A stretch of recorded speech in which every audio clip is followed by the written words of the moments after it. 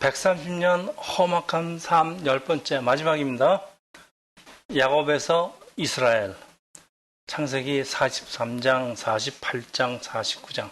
네.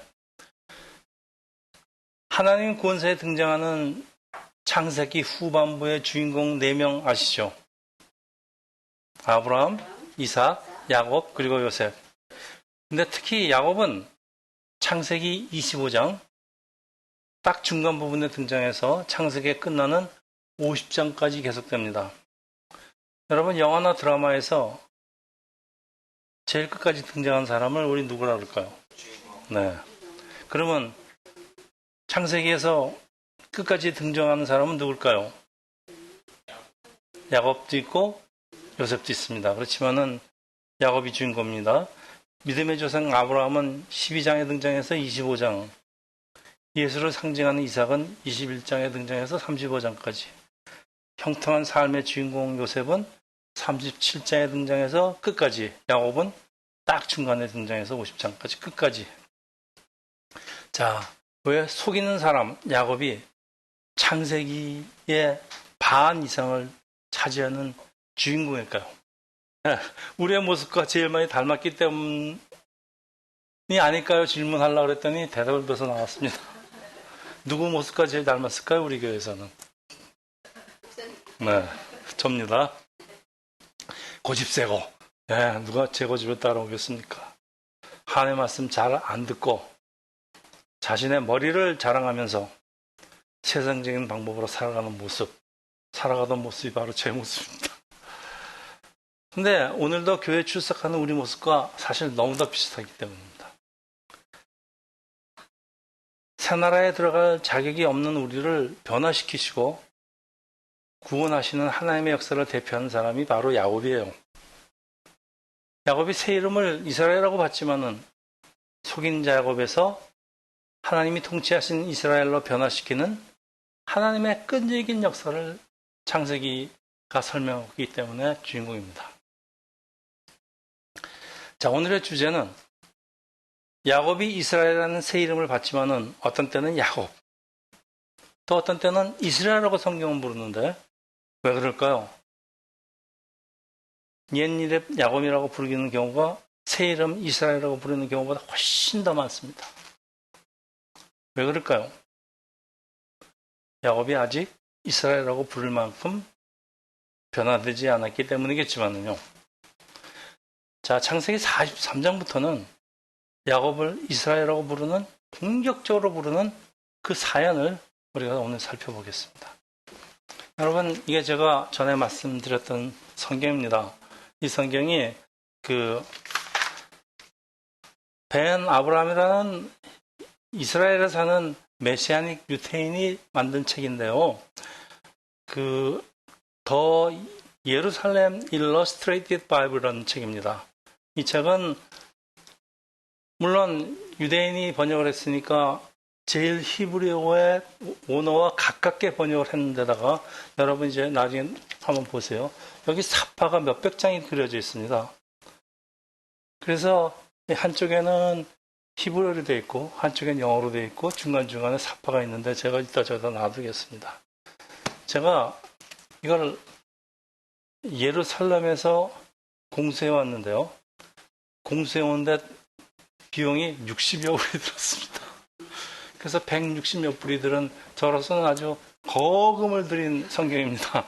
제가 이렇게 비싼 돈을 주고 성경을 살 묵사가 못 되지만은 이 책이 참 제가 앞으로 참고도 하고 그림도 보고 그다음에 얼만큼 우리가 번역을 잘못한 것들이 있는지를 제가 같이 살펴보려고 그래요. 저도 놔두겠습니다. 자, 오늘은 130년 험악한 삶 마지막 시간이죠. 혹시만 가뭄에 살아남기 위하여 이집트로 이주한 야곱에게 이집트 왕이 나이를 물으니까 야곱은 130세.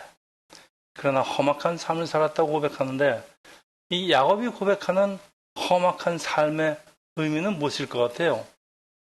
무엇이 그렇게 험악했을까요? 그 삶의 여정이 험악했다는 얘기일까요? 아니면 그의 마음이 험악했다는 뜻일까요? 그의 마음이 험악했다는 뜻은 무슨 뜻일까요? 예. 하나님의 말씀을 안 따르는 마음도 그 마음이 사실 험악합니다. 그리고 여정은 당연히 험악할 수밖에 없고요. 야곱의 이름은 속이는 자, 남을 속이며 세상을 속이다가 결국은 자신까지 속이는 삶이 바로 야곱의 삶이라고. 삶도 험악했고 하나님을 따르지 않는 그의 마음도 험악할 수밖에 없었다는 그런 말씀입니다. 야곱이 147년을 살았는데 그 중에 대부분입니다. 130년. 네. 어머니 태중에서 쌍둥이 형 에서와의 싸움, 먼저 나오겠다는 싸움으로 시작을 해서 무려 130세에 베냐민을 하나님께 맡길 때까지 계속됩니다. 자, 야곱의 험악한 세월은 야복너리에서 이스라엘이라는 이름을 받은 후에도 계속되는데 세겜에서 딸 디나가 성폭행을 당하고 맏아들 루벤이 자신의 첫 비로와 불륜으로 아버지 고니에 도전하고 무엇보다도 사랑하는 라헬이 죽은 것과 그 사랑하던 요셉이 실종된 것은 야곱에게는 견딜 수 없는 타격입니다. 자, 야곱의 고난이 끊임없이 계속되는 이유는 무엇일까요? 야곱에게 하나님이 원하시고 기대하시는 것에 뭔가 부족함이 있기 때문이 아닐까요? 참 야곱이 왜 그렇게 모태신앙으로 자라서 하나님을 이렇게 따르지 못할까요? 야곱을 향한 어머니의 편애가 있었고 또 형 에서를 향한 아버지의 편애가 있었고 이 부모의 사랑이 이렇게 나누어지면서 자식들한테 얼만큼 혼돈스럽겠습니까? 이해가 잘 안 갈 겁니다. 야곱의 인격 형성에 아주 큰 영향을 주었을 것이에요. 그러니 야곱은 아버지 앞에 서서는 항상 작아지죠. 항상 불안과 두려움이 있지 않았겠어요? 어머니 앞에서는 그냥 마냥 응석 부리고 에서는 거꾸로 그 반대겠죠. 이렇게 키우면 안 된다는 얘기입니다. 그래서 야곱의 삶의 결정적인 순간마다 잘못된 결정으로 이끄는 것은 아마도 자라면서 형성된 원초적 두려움 아닐까 그렇게 생각합니다. 항상 마음속에 두려움이 있는데 장자 축복 사건으로 아버지와 형을 속이고 형 에서의 복수를 의식하는 그 두려움에서 발전한 아주 그 무례한 행동들이 나오는데 이런 것들이 결국 야곱의 삶과 마음을 험악하게 만들었을 것입니다. 우리 사진 한 장 보죠. 저게 야곱의 사달인데 야곱의 사달들을 저렇게 묘사한 것은 오늘도 제가 처음 봅니다. 저게 이제 성경에 있는 걸 스캔을 했습니다. 좀 특이합니다. 확실히. 자, 야곱을 택하시고 지켜보시는 하나님은 야곱이 집에서 도망 나온 즉시 베델에서 저 하늘 사닥다리와 그리고 또 20년이나 라반으로부터 도망칠 때 두 무리의 천군 천사를 보여주지만은 야곱의 두려움은 없어지지 않습니다. 마음속에 숨어있는 원초적 두려움 때문 아닐까요? 자, 우리 마음속에 있는 그 근본적인 두려움을 해결하지 않으면은 하나님과의 관계를 망치고 또 우리 이웃과의 관계를 망치고 심지어 부부의 관계까지 망칩니다. 사랑과 하나님의 관계를 망치는 것은 이런 걱정, 두려움인데 그래서 두려움은 사탄으로부터 오는 거예요. 사탄이 주는 겁니다. 그래서 하나님에 대한 온전한 신뢰만이 우리가 사탄의 관계를 없앨 수 있는 그런 방법밖에 없습니다. 그러면은 하나님에 대한 신뢰는 어떻게 형성될까요? 하나님이 어떤 분인지를 배워야 되죠. 하나님을 어떻게 배울 수 있을까요? 성경을 통해서 그리고 우리의 삶 체험을 통해서 하나님을 알아갈 수밖에 없기 때문에 그래서 하나님이 야곱에게 고난의 삶을 주시면서 훈련을 주시면서 하나님을 배우게 하시고 나중에는 이스라엘이라는 새 이름까지 주십니다. 사진 하나 더 보겠습니다. 저게 야복강에서 하나님을 만난 장면인데 천사를 만난 장면이라고 나왔는데요. 제가 천사의 날개가 없는 천사는 이 그림에서 처음 봅니다.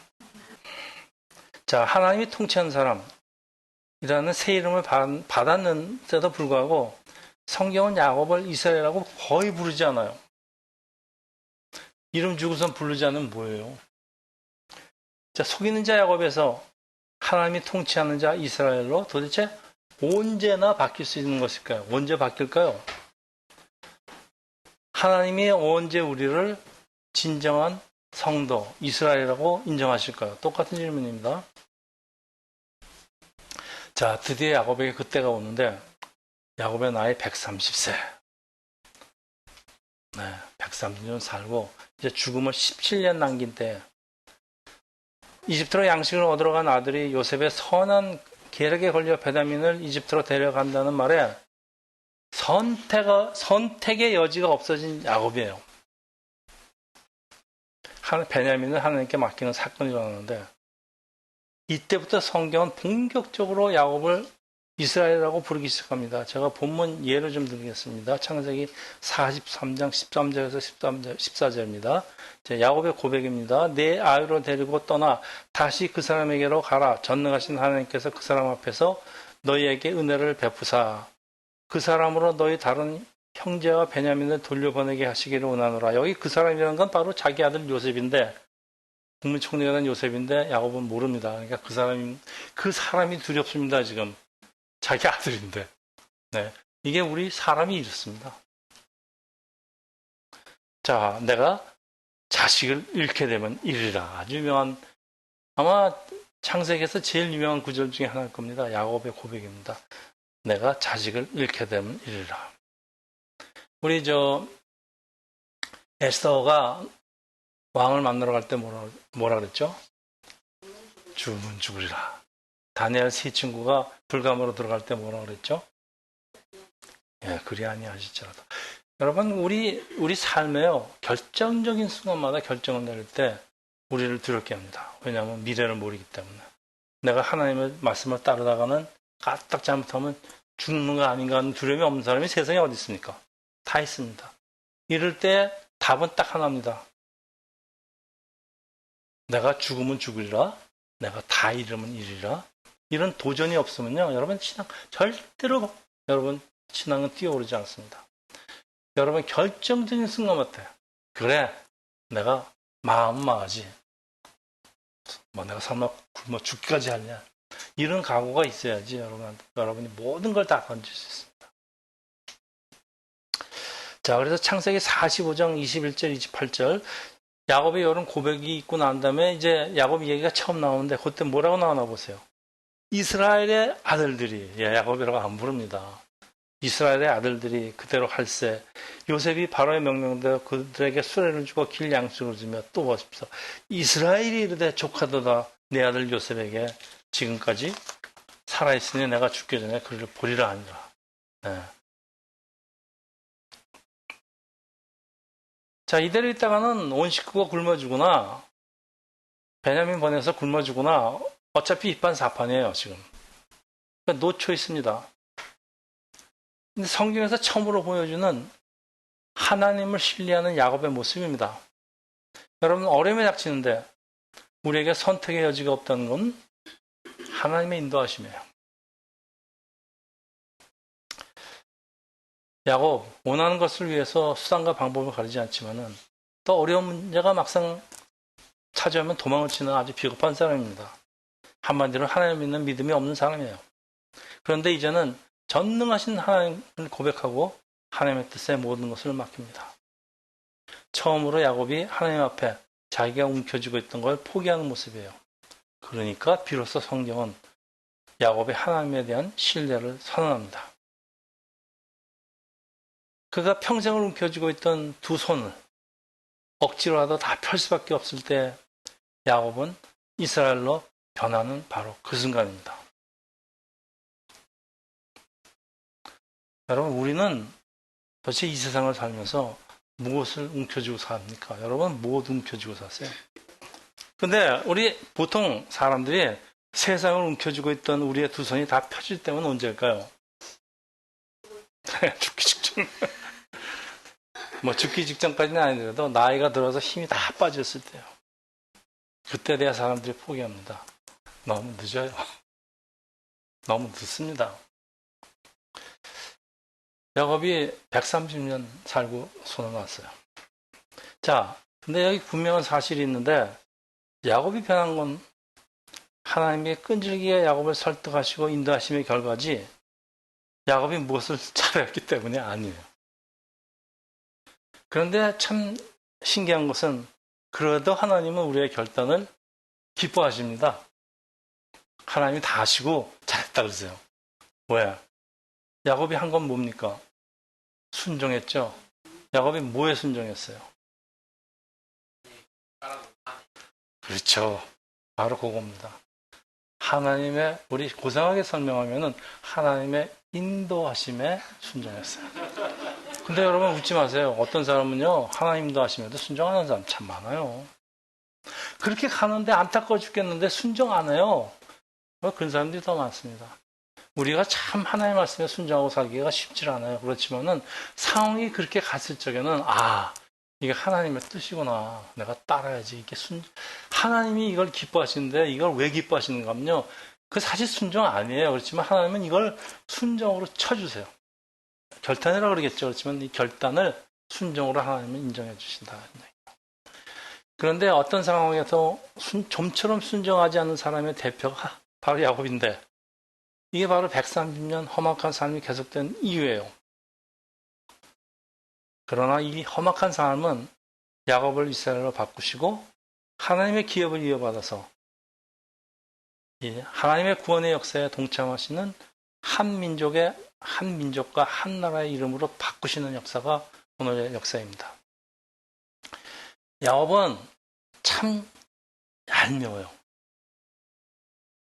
근데 어떻게 보면 참 불쌍하네요. 얄밉지만 불쌍해요. 하나님의 보호와 인도가 없었으면요. 늘 펀펀히 당하고 사는 인생입니다. 자기가 아무리 머리 써도 소용없어요. 그래도 야곱은 자기에게 주어진 삶을 끝까지 포기하지 않아요. 끝까지 노력을 합니다.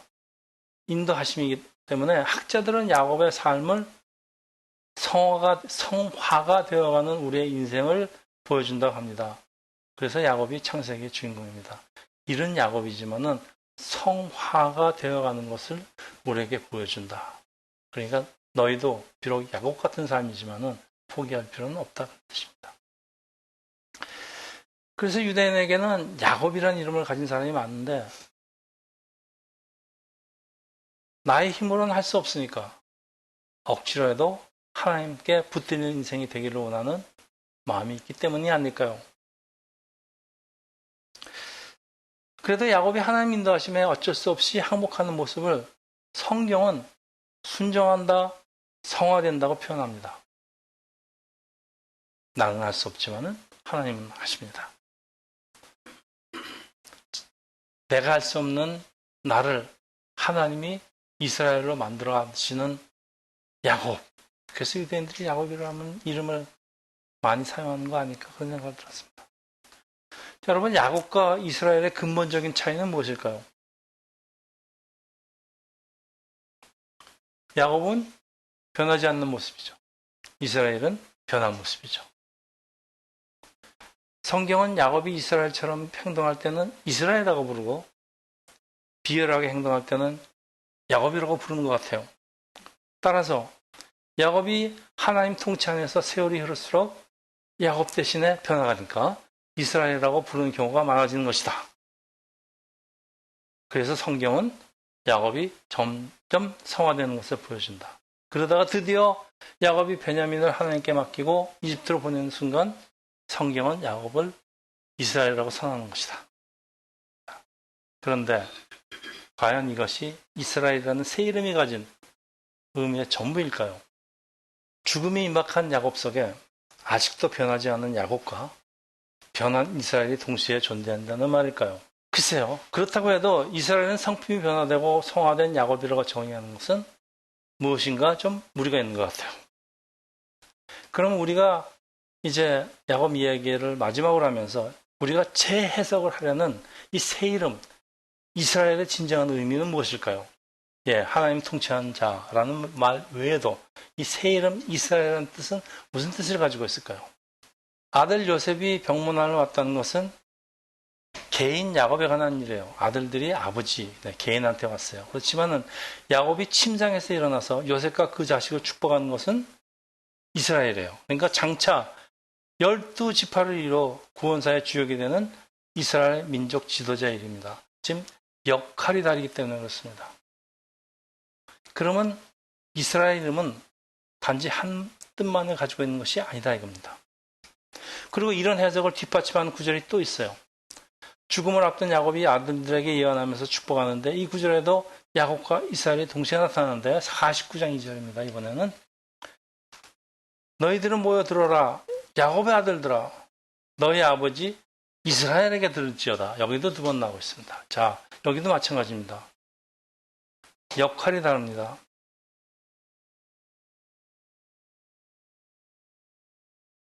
다시 번역합니다. 제가 다시 한번 번역을 해봤어요.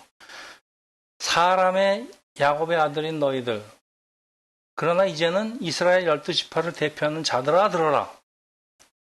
나 이스라엘은 평범한 사람들의 아버지가 아니고 하나님의 축복을 전달하는 이스라엘 민족의 아버지다. 이제는 개인 야곱이 아니고 하나님의 뜻을 같이 수행하는 사람들 집단의 공적인 이름이다. 이런 얘기입니다. 이스라엘에게는 하나님의 인류 구원을 완성하는 그 하나님의 동역자로서의 책임이 주어진다. 그런 뜻입니다. 여러분, 이스라엘의 역할은 나중에 크리스찬으로 이어지죠. 작은 예수라는 뜻의 크리스찬에게는 하나님의 구원 역사를 계승해서 세상에 복음을 전하는 책임이 주어집니다. 그러니까 크리스찬이라는 이름은 우리의 한 개인의 구원은 물론 하나님의 동역자로서 이웃을 구원하는 책임이 있습니다. 작은 예수입니다. 따라서 아브라함, 이삭 그리고 야곱으로 이어지는 하나님의 축복은 이스라엘이라는 나라를 역사를 통해서 그리고 후에 예수를 통해서 교회로 이어지다가 새 하늘 새 땅으로 완성되기 때문에 야곱의 인생은 한 개인의 인생이기도 하지만은 이스라엘이라는 나라의 역사를 예표하고도 있지만은 그것은 또 교회의 역사이기도 합니다. 자, 당연한 질문이 떠오릅니다. 우리는 얼마나 야곱처럼 살아왔고 살고 얼마나 이스처럼 살까요? 네, 이런 질문 받으면 굉장히 부담이 옵니다. 그래서 제가 고의적으로 부담이 오라 그런 얘기입니다. 우리는 얼마나 하나님 백성 이스라엘답게 살며 얼마나 야곱처럼 세상적으로 사는가의 질문입니다. 야곱은 옛사람의 이름, 이스라엘은 변화된 야곱인데 다시 질문하면은 나는 얼마나 변화되었고 또 무엇이 변화된 것일까요? 이것을 단지 신실한 삶, 윤리적인 삶, 도덕적으로 깨끗한 삶 그것뿐일까요? 하나님은 언제 나를 이스라엘이라고 부르시고 언제 야곱이라고 부르실까요?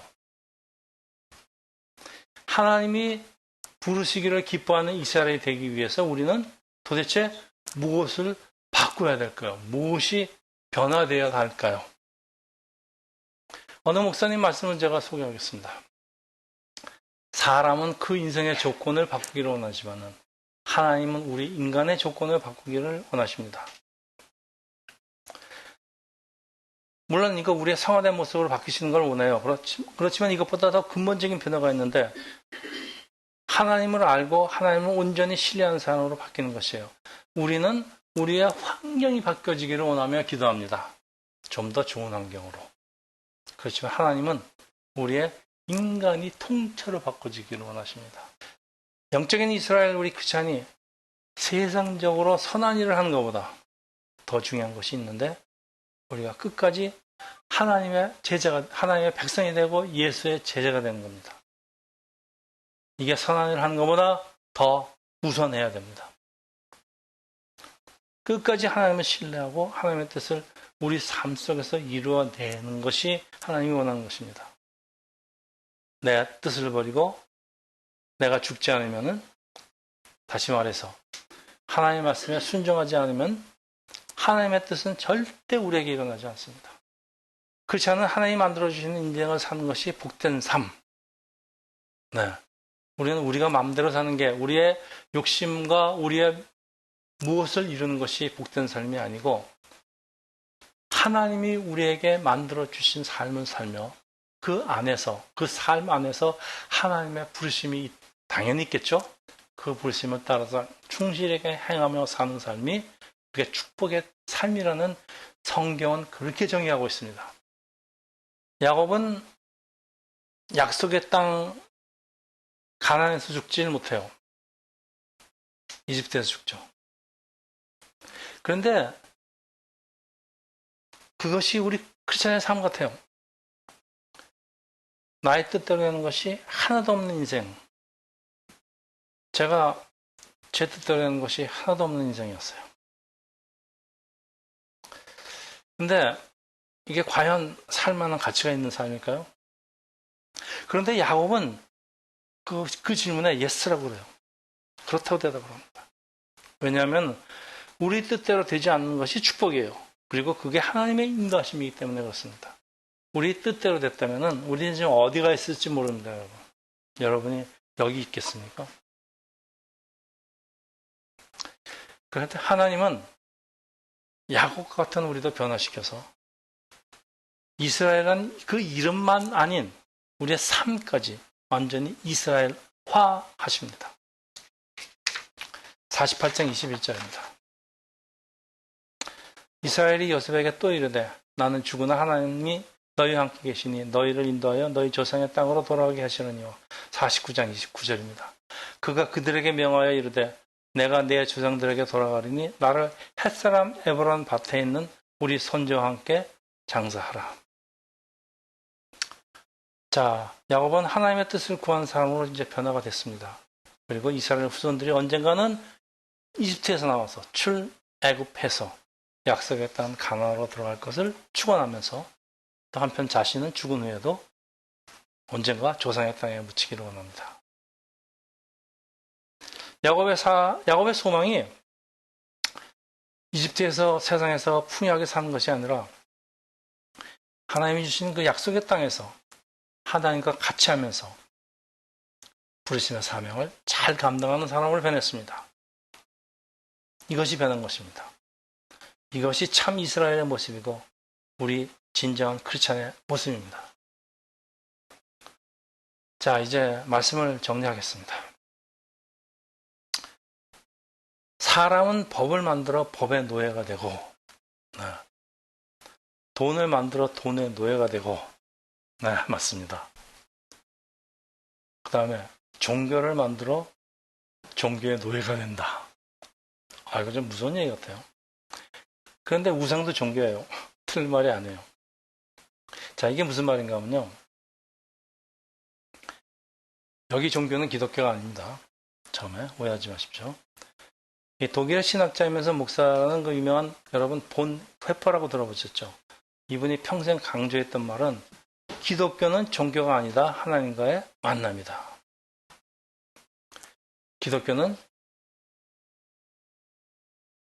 종교는 인간이 만든 것이죠. 기독교는 하나님 자신이 생생하게 자리하고 있는 하나님을 대면하는 것이다. 그러니까 기독교는 사람이 만든 종교가 아니란 얘기입니다. 기독교는 종교가 아니란 얘기입니다. 이 보네퍼, 히틀러 암살 음모에 가담해서 독일로 가서 체포돼서 39살에 사형을 당합니다. 그래서 아주 옥중일기라는 그 유명한 저서도 있고 많은 것들을 아주 굉장히 귀한 목사입니다. 이런 말을 했어요. 악을 보고도 침묵하는 것은 그 자체가 악이다. 저는 사실 이 악을 보고도 침묵하는 것은 그 자체가 악이라는 것에 대해서 강력하게 지지합니다. 악을 보고 도망가는 것은 비겁한 겁니다. 그러니까 기독교는 하나님과의 대면이다. 기독교는 하나님과의 관계이지 어떤 신념이 아닙니다. 어떤 라이프 스타일이 아닙니다. 어떤 종교의식이 아닙니다. 기독교는 하나님과의 만남입니다. 보네퍼, 행동하는 크리스찬의 아주 전형적인 인물인데요. 기독교의 본질이 하나님과의 만남임을 알았고 또 체험했기 때문입니다. 여러분, 참된 예수의 제자가 되는 것은 우리 크리스찬의 소망입니다. 그런데 그 소망을, 우리의 소망을 참된 크리스천의 삶으로 살아내는 건 결코 쉬운 일이 아닙니다. 그래서 살아낸다 그럽니다. 산다가 아니고 살아내는 겁니다. 우리의 결단과 결단에 따른 행동을 요구합니다. 결단을 내릴 때마다 죽으면 죽으리라. 내가 다 잃으면 잃으리라. 이런 각오 없이요. 여러분 절대 행동을 옮길 수 없습니다. 그래서 하나님을 만나서 그 뜻대로 사는 사람은 항상 변화의 흔적을 남깁니다. 저는 목사가 과연 무엇을 남겨야 하는가를 많이 생각을 해봤어요. 목사가 남길 것은 무엇일까요? 저는 목사가 남길 것은 하나님의 말씀이라고 생각을 했습니다. 그래서 제가 하나님의 말씀을 남기기 위해서 한 설교를 저는 전쟁을 하듯이 달려드는 겁니다. 남기기 위해서. 저희가 이 비디오도 남기고 동영상도 남기고 이 녹음도 남기는 것은 제 얘기를 많이 들어달라 제가 유명해지고서 그런 거 아닙니다. 제가 남기고 싶어서 없습니다. 저도 목사로서의 흔적을 남기고 싶어서 그래요. 자, 마지막으로 야곱에서 이스라엘로 변화되는 것은 나의 힘으로 되는 게 아니에요. 우리가 어떻게 우리 자신을 변화시킵니까? 오직 하나님만이 할 수 있어요. 우리의 삶을 온전히 하나님의 인도하심에 맡기기를 예수의 이름으로 축원합니다. 기도하겠습니다. 할렐루야. 하나님 아버지, 오늘 야곱의 삶을 살펴보면서 이스라엘의 진정한 의미를 찾아보았습니다.